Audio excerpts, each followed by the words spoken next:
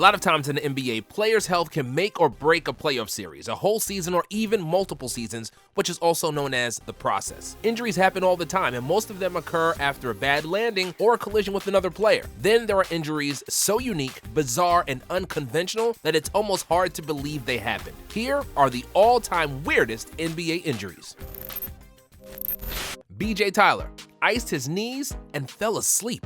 B.J. Tyler was a quick 6'1" point guard for the Philadelphia 76ers in the 1994-95 season, his lone year in the NBA. His career was derailed by a truly bizarre injury when he iced his knees after practice and fell asleep with ice packs on his knees. It seems that he does well enough with the cold that he can sleep comfortably, but his knees didn't share the same enthusiasm. Apparently, prolonged icing killed nerve endings in his knees, which sapped his quickness on the court. And when a 6'1" rookie point guard loses his speed, it usually means his career is over. That's precisely what happened, and those ice packs iced him out of the NBA forever.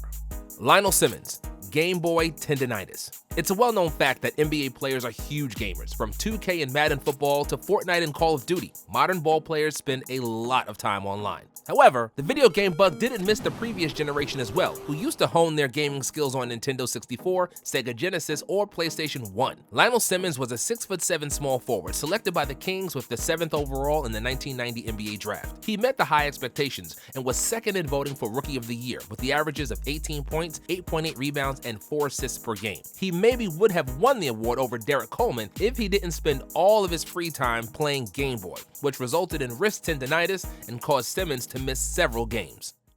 Charles Barkley burned his corneas at a concert. Charles Barkley missed the opening night of the 1994 NBA season for rubbing hand lotion into his eyes during an Eric Clapton concert. Barkley was eager to see Clapton perform, maybe too eager. By rubbing his eyes with lotion on his hands, he burned his corneas and couldn't suit up for the season opener the next day. Of course, that's the official story with too many good details, so it doesn't seem fake. Similar to 5 delivery guys who brought pizza to MJ before the flu game. I'm just throwing this out there. In both cases, a night of champagning and campaigning seems more plausible. Of course, this is a free world, and you are free to believe in whatever version you choose. But if Barkley's story is accurate, and lotion was indeed on his hands, that raises a whole other sort of questions, which we are too polite to investigate. Derrick Rose cut his arm open with an apple knife. When we mention Derrick Rose and injuries in the same sentence, the first association is that horrible ACL injury during the first game of the 2012 playoffs. However, Derrick's woes didn't just involve basketball-related injuries. He also seems to be a liability with an apple knife. Rose was eating an apple in bed and was cutting the pieces with a knife, like a polite gentleman that he is. Then, just like B.J. Tyler, Rose fell asleep and forgot about the knife. Upon awakening, Rose was unaware of the knife's whereabouts and accidentally sliced his arm open under the elbow, which required stitching and shelved him for the next game. Kevin Johnson got hugged too hard by Charles Barkley.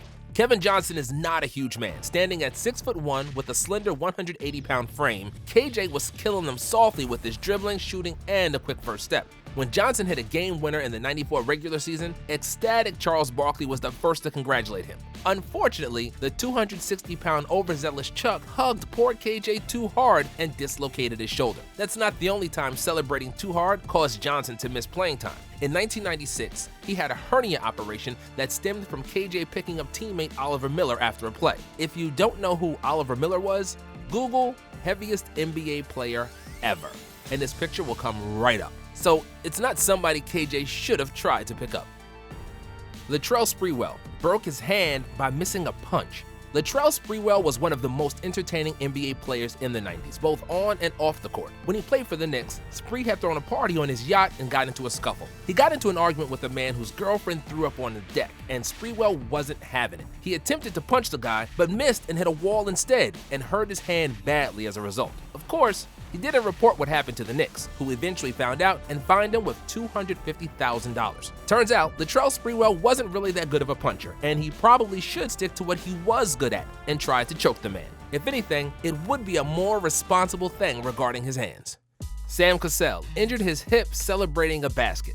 In all 13 years of Kevin Garnett in the Timberwolves jersey, Minnesota only had one contending team in the 2003-04 season. KJ was the MVP that year, and his supporting cast included aforementioned Latrell Sprewell, great three-point shooter Wally Szczerbiak, and one of the best floor generals of that time, Sam Cassell. Timberwolves went to the Western Conference Finals where they lost in 5 by the Lakers, mainly because they were missing Cassell, who got injured in Game 7 of the West semifinals against the Kings. Cassell had just hit the biggest shot of the game that would clinch the series. He celebrated with his usual big balls dance, which was a metaphor for fearlessness in the clutch. While he was performing his act, he injured his hip, and that was all she wrote for the season. Michael Jordan cut his finger using a cigar cutter.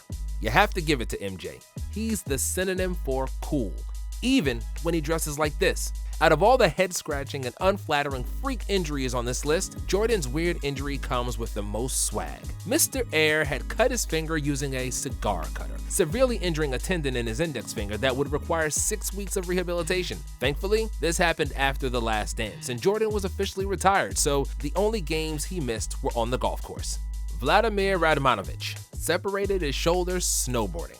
In 2007, Vladimir Radmanovic was one of the many unspectacular players in Kobe's supporting cast. Still a very good shooter at 6'10", Vlad Rad had a spot in Lakers rotation, and it was a blow when he injured his shoulder after an away game in Utah. Since it happened off the court, the official explanation was that he slipped and fell on the snowy streets of Salt Lake City. However, Radmanovic had to clear his conscience and later admitted that he took the opportunity to go snowboarding and that his poor snowboarding skills were the real reason for the injury. The Lakers thanked him for his honesty and gifted him with a $500,000 fine since his contract prohibited skiing and snowboarding. I'm guessing Kobe wasn't really thrilled with Radman either. Monta Ellis injured his ankle on a moped.